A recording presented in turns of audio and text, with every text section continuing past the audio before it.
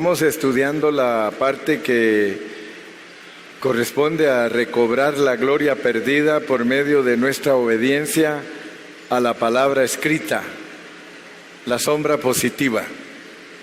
Sabemos que la palabra es la palabra escrita, pero ella tiene una sombra que es positiva, y esa sombra nos enseña a nosotros a vivir para recobrar la gloria perdida, ¿verdad? Perdimos, por cuanto todos pecaron, están destituidos de la gloria de Dios, pero Dios nos tiene aquí en la tierra para recobrar esa gloria perdida. Con el último mensaje cubrimos lo que es obedecer a su palabra. Refrescando, somos pueblo censado bajo las enseñanzas de los padres, somos soldados adultos de 20 años, somos levitas con bandera, los 4 evangelios. Cristo es nuestro sentido de vida, Cristo es nuestro testimonio, Cristo es nuestro centro, Cristo es nuestro líder, Cristo es nuestro camino y meta en nuestras jornadas y combates. Así que la totalidad del Nuevo Testamento, Dios se encarna para lograr su propósito. 3 factores importantes de la fuente de vida: somos familias, autoridad en vida, tenemos un liderazgo sacerdotal y tenemos madurez porque somos de 20 y de 30. Viendo todo eso, lo cual pertenece al mensaje de Números, después que hemos descubierto nuestra identidad, podemos ahora avanzar a nuestro próximo mensaje de Números. La glorificación de todos los creyentes será la realidad de la Nueva Jerusalén. Si ustedes se dan cuenta, estamos leyendo todas estas cosas porque es importante que las sepamos, y yo las leo junto con ustedes para que de esa manera no se nos olvide lo que Dios espera de nosotros. Muchos hemos oído hablar de la glorificación, y muchos, cuando hablamos de la glorificación, estamos hablando de resucitarnos, o sea que la manifestación de la gloria de Dios en nosotros es que un día Dios nos va a resucitar. Si nos morimos antes de que regrese Cristo, cuando Él regrese nos va a resucitar. Y si lo recibimos en vida, qué glorioso sería, ¿verdad? Porque entonces no tendríamos que morir, sino que nos transfiguraría el Señor. Entonces, la glorificación de todos los creyentes será la realidad de la Nueva Jerusalén.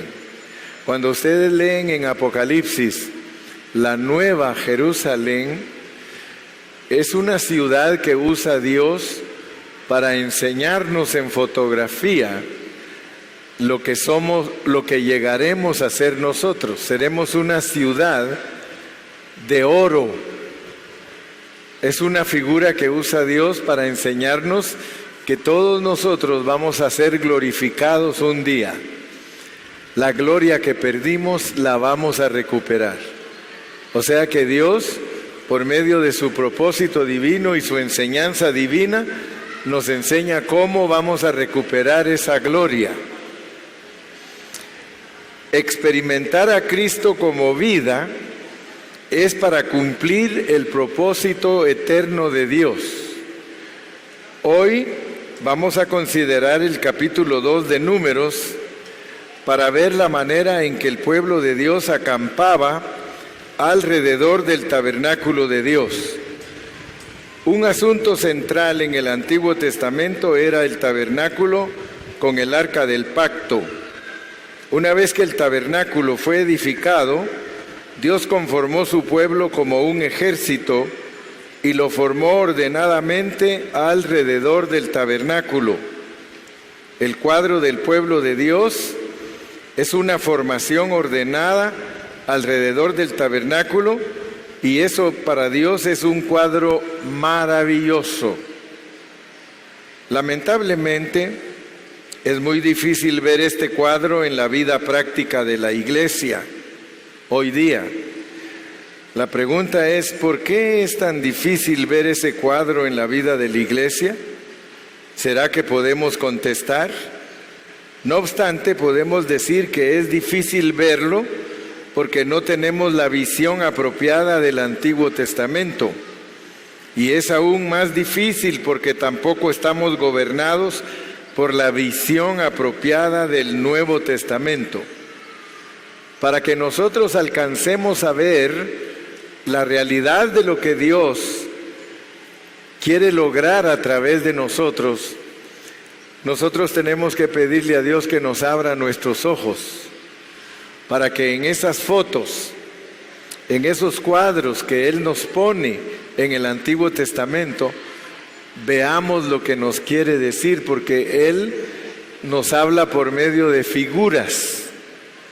Ese tabernáculo que ustedes ven que se ponía en medio de todo el pueblo de Israel, que estaba dividido en 12 tribus, es un cuadro que nos enseña a ver que Dios vino en Cristo a la tierra como tabernáculo. En la Biblia, nuestro cuerpo físico es visto por Dios como un tabernáculo.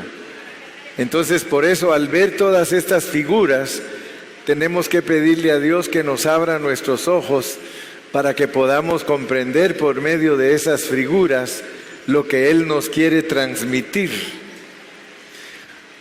Respecto a la formación orgánica del pueblo de Dios para llegar a ser su testimonio y su ejército, y finalmente es difícil verlo debido al caos de la situación presente. Con el mensaje anterior vimos que en Números 1, el propósito de hacer un censo era para conformar un ejército. Ahora, para entrar al capítulo 2, leamos los primeros 2 versículos donde Dios nos revela la manera de acampar.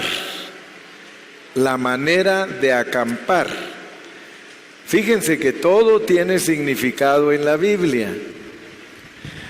Si nosotros leemos el capítulo 2, vamos a leer el capítulo 2, los primeros versículos. En el capítulo 2 de Números dice: habló Jehová a Moisés y a Aarón diciendo: los hijos de Israel acamparán cada uno junto a su bandera, bajo las enseñanzas de las casas de sus padres, alrededor del tabernáculo de reunión acamparán. Entonces, cuando ya nos dice que van a acampar alrededor del tabernáculo, yo quiero que ustedes vean que en el versículo 3 dice el orden en que hay que acampar. Estos acamparán al oriente, al este, la bandera del campamento de Judá por sus ejércitos, y el jefe de los hijos de Judá, Naasón, hijo de Aminadab, su cuerpo de ejército con sus contados, 74,600. Yo quiero que ustedes vean que cuando Dios nos pone a acampar, que tiene que ser entendido por nosotros lo que es acampar. Acampar es reunirnos, y nosotros nos reunimos alrededor del tabernáculo, y el orden que Dios nos pone es muy significativo.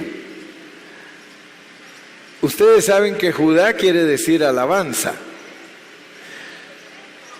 Pues cuando Dios nos pone a nosotros a acampar como iglesia, dice que Judá primero, que suba Judá primero. Por eso es que todos nosotros los evangélicos lo primero que hacemos es cantar, porque cantar es Judá, Judá es alabanza.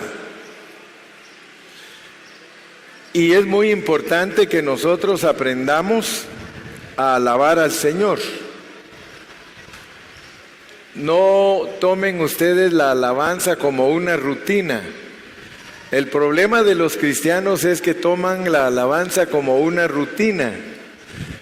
Y a veces ya solo los hermanos que están al frente cantan y nosotros allá todos sentaditos, platicando, perdiendo el tiempo. Pero eso no es lo que Dios quiere en una iglesia normal. En una iglesia normal, cuando los hermanos de la alabanza están cantando, nosotros tenemos que estar cantando con ellos. Ellos no nos vienen a presentar un show a nosotros. Ellos vienen a ayudarnos a buscar la presencia de Dios por medio de los cánticos. Entonces, cuando se trata de acampar, una de las razones por las cuales Dios pone primero a Judá es porque Judá vence al enemigo. Dice Judá primero y la batalla se ganará. Con alabanza al Padre dando gracias, Judá primero y la batalla se ganará. Quiero darles ese consejo.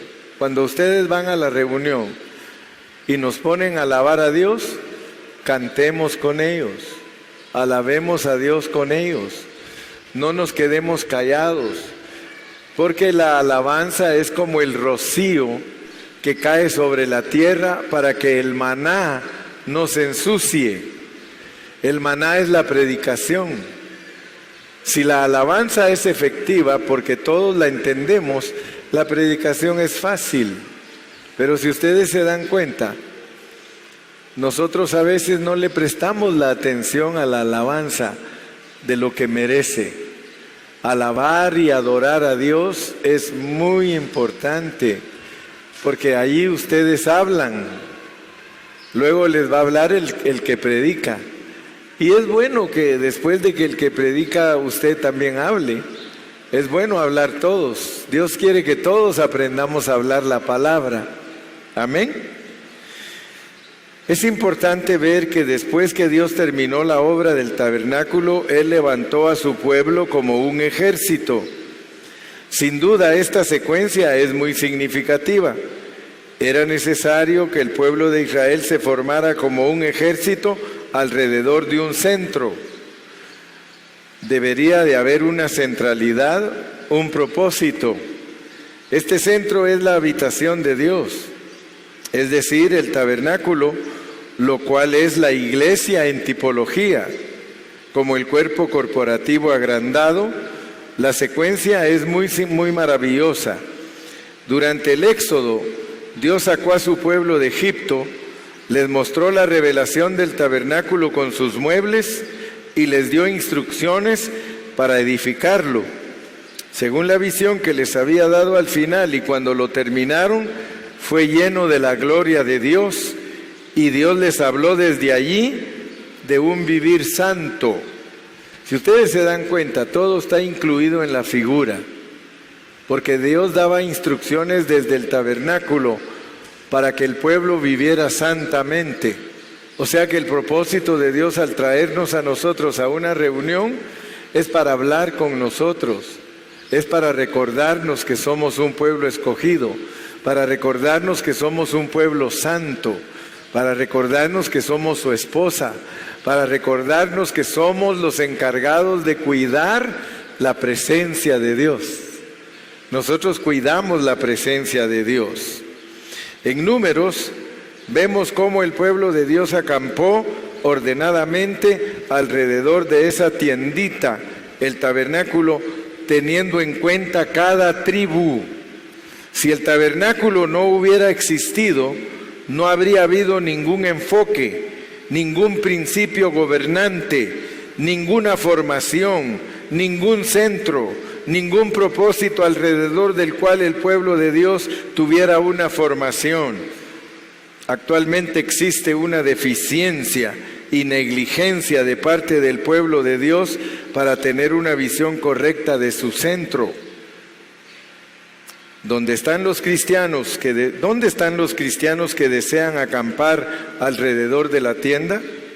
¿Dónde está el ejército espiritual formado alrededor de la tienda de reunión? ¿Existe la realidad desesperada de eso? ¿Estamos desesperados porque Dios nos vea como el ejército que se reúne para acampar y recibir la instrucción divina? ¿Estamos dispuestos? Bueno, estamos en Números frente a la realidad de esto que no se ve en la práctica de hoy día. Esto es hallar luz en la luz, una restauración de esa gran verdad. Se necesita restaurar la realidad de una vida práctica cristiana corporativa. Según este cuadro, esto es la visión que está en el corazón de Dios. Si Dios abre nuestros ojos para ver esto, entonces haremos la realidad de las 14 epístolas escritas por Pablo.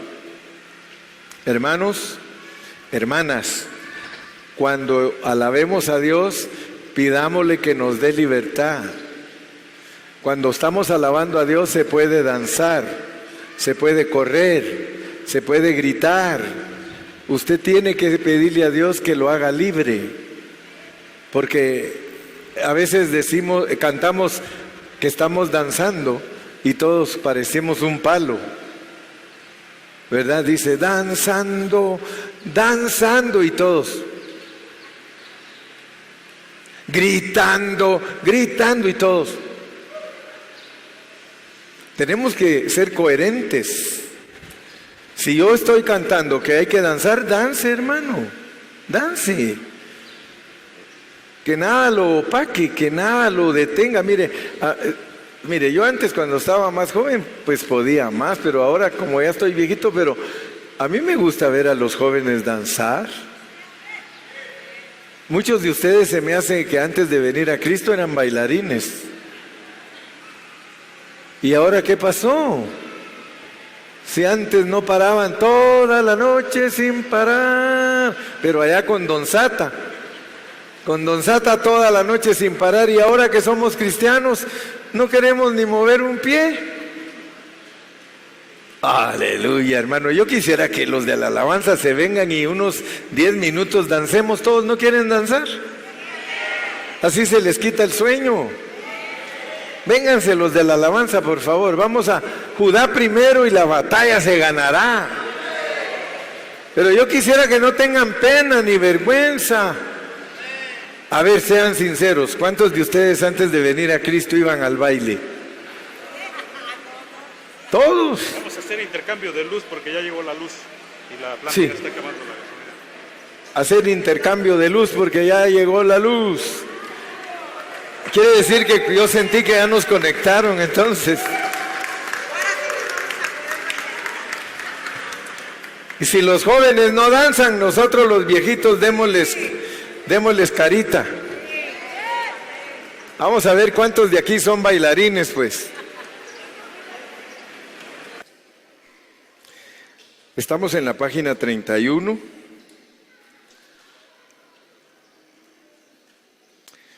Esta parte me toca el punto número 1 con sus 2 estrellitas. Dice: la formación del pueblo de Israel mencionada en Números y su significado también lo relacionaremos como nuestra situación presente, haciendo un paralelo con la parábola de Mateo 13 del 24 al 30.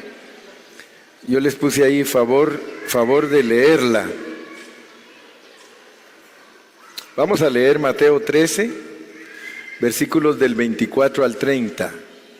Mateo 13, versículos del 24 al 30. Mateo 13, del 24 al 30.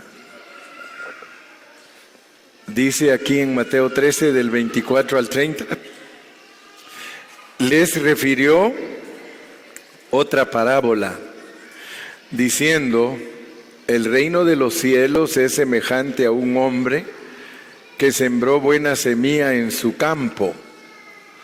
Pero mientras dormían los hombres, vino su enemigo y sembró cizaña entre el trigo y se fue. Y cuando salió la hierba y dio fruto, entonces apareció también la cizaña. Vinieron entonces los siervos del padre de familia y le dijeron: Señor, ¿no sembraste buena semilla en tu campo? ¿De dónde pues tienes cizaña? Él les dijo: un enemigo ha hecho esto. Y los siervos le dijeron: ¿quieres pues que vayamos y la arranquemos? Él les dijo: no sea que al arrancar la cizaña también arranquéis también con ella el trigo. Dejad crecer juntamente lo uno y lo otro hasta la siega, y al tiempo de la siega yo diré a los segadores: recoged primero la cizaña y atadla en manojos para quemarla, pero recoged el trigo en mi granero. Ustedes saben que Cristo solo hablaba en parábolas. Entonces nosotros tenemos que entender esto, porque la formación del pueblo de Israel que se menciona en Números y su significado también lo podemos relacionar viendo la parábola que leímos ahorita. Quizá muchos estén pensando: ¿cómo se relaciona esta parábola de Mateo 13 con el libro de Números? Colocar algo en formación consiste en arreglarlo de una manera hermosa, con una buena secuencia, con el fin de exhibirlo. Cuando las tribus de Israel acampaban alrededor del tabernáculo, ellos estaban en esta clase de formación. Había 12 tribus y después las pone a cada 3 juntas. Y además un grupo extraordinario a Moisés, Aarón y a los hijos de Aarón, los sacerdotes. Lo que quiero cubrir con este mensaje es la manera en que todas las unidades acamparon en una buena secuencia a fin de tener dicha formación. El pueblo de Israel es una tipología del pueblo redimido de Dios. Y según nuestra observación, por la apariencia de la situación actual de la iglesia, es muy difícil creer que pueda existir esa manera de acampar en una forma ordenada. Aparentemente, lo que vemos es un desorden. La situación es bastante confusa en el pueblo de Dios, pero si existen verdaderos creyentes que han sido escogidos por Dios, aunque en medio de ellos hay cizaña, muchos falsos creyentes en este mundo, como lo describe Mateo 13, obviamente en el ejército de Dios no hay lugar para la cizaña. Ellos no están incluidos, ellos están fuera, solo cuentan los creyentes genuinos de Cristo a través de las generaciones. Y finalmente, todos estos creyentes genuinos, después de haber sido no solo salvos, sino también santificados, renovados y transformados y conformados a la imagen de Cristo, ellos finalmente serán glorificados. En esta glorificación se verá la realidad de la Nueva Jerusalén, como la consumación de la obra del Señor en su economía nuevotestamentaria. En ese momento, en la Nueva Jerusalén, veremos al pueblo redimido de Dios acampando en una formación real. Pues bien, si logramos visualizar la escena del pueblo de Israel acampando alrededor del tabernáculo, ese cuadro llegará a ser tan tangible para nosotros. Alrededor del tabernáculo se formaba el pueblo de Dios, y en adición a eso se ve a Moisés y a los sacerdotes. Tenemos entonces en resumen lo siguiente para explicarlo. Tenemos un cuadro, una situación actual: Nueva Jerusalén, vencedores. Deseo de Dios, realidad actual, meta de Dios. Intención original, corrupción, restauración a lo original. Creación, corrupción y restauración. Tenemos entonces corrupción, Mateo 13 y las 7 iglesias de Apocalipsis. Recuérdense que cuando nos habla Cristo en la parábola del trigo y la cizaña, es el campo. En el campo es que está el trigo y la cizaña. El campo es el mundo. O sea que nosotros estamos entre cizaña y trigo con el mundo, no aquí en la iglesia. Aquí en la iglesia aún el hermano más carnal es trigo. ¿Ok? Porque muchos cristianos no saben enseñar las parábolas y ellos creen que en la iglesia hay cizaña. En la iglesia no puede haber cizaña. En la iglesia cualquiera que sea cizaña lo saca el Espíritu Santo. Aquí con nosotros solo hay trigo. En el mundo sí. Por eso la parábola está enfocada en el campo. En el campo nos puso Dios como cizaña y trigo, en el mundo. En cuanto salimos de la iglesia y nos juntamos con todo el mundo, allí en el mundo hay cizaña. Y el trigo son todos los cristianos. Pero aquí adentro de la iglesia, desde el momento que alguien acepta a Cristo, deja de ser cizaña y se vuelve trigo. Amén. Aquí no estoy hablando de la cizaña del campo, el mundo. Las cizañas son todos los falsos creyentes del mundo, donde se sembró la semilla. Lo que prevalece en el mundo es una mezcla y no son parte de la restauración. Así que hoy es cuando esta situación debe de ser resuelta y ustedes y yo somos parte de esa solución, porque nosotros ya aprendimos a vivir la vida de la iglesia desde nuestro espíritu. Somos parte de la solución. Todos los Judas están perdidos, pero los que son del Señor, ni uno solo se perderá. Cuando la cizaña, los falsos creyentes sean removidos de este mundo, entonces los verdaderos creyentes se manifestarán. La situación en general de la cristiandad hoy día está descrita parcialmente por la parábola de Mateo 13. Muchos tienen la idea al ver la situación actual de la iglesia que el plan de Dios no funcionó. Pero déjeme decirle que hay un remanente en este mundo que sí vive la realidad de ese ejército y son todos los creyentes que tienen claro el concepto de la vida corporativa de la iglesia. Y por todos los medios procuramos la unidad del espíritu y del alma en las iglesias locales y la iglesia universal del Señor.